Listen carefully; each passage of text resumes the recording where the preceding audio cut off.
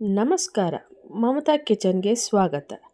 ಇಂದಿನ ರೆಸಿಪಿ ಹಸಿಮೆಣಸಿನ್ಕಾಯಿ ಚಟ್ನಿ, ಅಂದರೆ ಗ್ರೀನ್ ಚಿಲ್ಲಿ ಚಟ್ನಿ. ಇದು ಚಟ್ನಿನೂ ಅಂತಾರೆ, ಹಸಿ ಖಾರ ಅಂತಲೂ ಹೇಳ್ತಾರೆ. ಅದು ಒಂದು ರೆಸಿಪಿನೂ ಆಗುತ್ತೆ, ಚಟ್ನಿನೂ ಆಗುತ್ತೆ, ಮತ್ತು ಎಲ್ಲ ಪಲ್ಯಗಳಿಗೂ ಬಳಸ್ಬೋದು. ಇಲ್ಲಿ ಹಸಿಮೆಣಸಿನ್ಕಾಯಿ ತೊಳೆದು ಕಟ್ ಮಾಡಿ ಇಟ್ಕೊಂಡಿದ್ದೇನೆ, ಒಂದು 1/4 kg. ಕರಿಬೇವು ಸೊಪ್ಪು ಒಂದು 4-5 ಎಸಳು, ಬೆಳ್ಳುಳ್ಳಿ ಸಿಪ್ಪೆ ಸುಲಿದಿಟ್ಕೊಂಡಿದ್ದೀನಿ, ಒಂದು ಬಟ್ಲಷ್ಟು, ಉಪ್ಪು, ಜೀರಿಗೆ, ಎಣ್ಣೆ. ಈಗ ಸ್ಟವ್ ಹಚ್ಚಿ ಫ್ರೈ ಪ್ಯಾನ್ ಇಟ್ಕೊಂಡಿದ್ದೀನಿ. ಅದಕ್ಕೆ ಹಸಿಮೆಣಸಿನ್ಕಾಯಿ ಕಟ್ ಮಾಡಿ ಇಟ್ಕೊಂಡಿದ್ವಲ್ಲ ತೊಳೆದು, ಅದನ್ನು ಮೊದಲು ಹಾಕ್ಕೋತಾ ಇದ್ದೀನಿ. ಅದರಲ್ಲಿ ಸ್ವಲ್ಪ ನೀರಿನ ಅಂಶ ಇರುತ್ತಲ್ಲ, ಅದು ಸ್ವಲ್ಪ ಡ್ರೈ ಆಗೋವರೆಗೂ ಫಸ್ಟ್ ಹಾಗೆ ಫ್ರೈ ಮಾಡ್ಕೋಬೇಕು.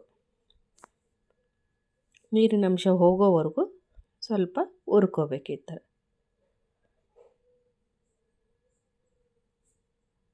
ನೀರಿನ ಅಂಶ ಹೋದ್ಮೇಲೆ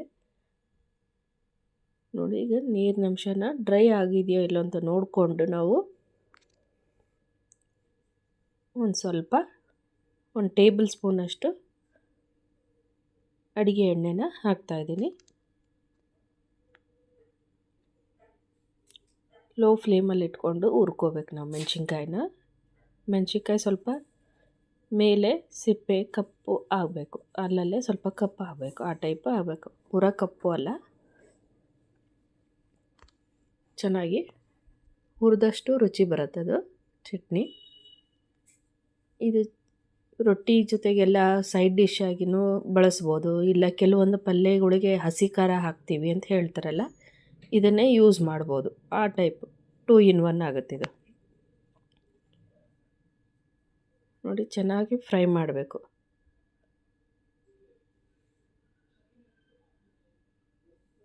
ನೋಡಿ, ಈ ಟೈಪ್ ಕೈ ಬಿಡ್ದಂಗೆ ಲೋ ಫ್ಲೇಮಲ್ಲಿ ಫ್ರೈ ಮಾಡ್ಕೋಬೇಕು. ಈ ಸ್ವಲ್ಪ ಕರಿಬೇವು ಸೊಪ್ಪು ಇಟ್ಕೊಂಡಿದ್ದೀವಲ್ಲ, ಅದನ್ನು ಇದ್ರ ಜೊತೆಗೆ ಹಾಕ್ಕೊಂಡು ಸ್ವಲ್ಪ ಫ್ರೈ ಮಾಡ್ಕೊಳ್ಳೋಣ. ತುಂಬ ಫ್ರೈ ಆಗಬಾರ್ದು, ಸ್ವಲ್ಪ.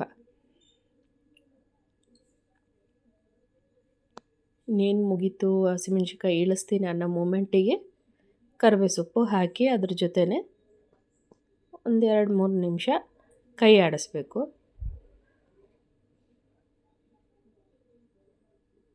ನೋಡಿ, ಈ ರೀತಿ ಕೈ ಬಿಡದಲ್ಲೇ ಕೈ ಆಡಿಸ್ಬೇಕು. ಈ ಟೈಪು ಒತ್ತಿಸ್ಬಾರ್ದು, ಒತ್ತಿಸಿದ್ರೆ ಟೇಸ್ಟ್ ಬರಲ್ಲ ಇದು.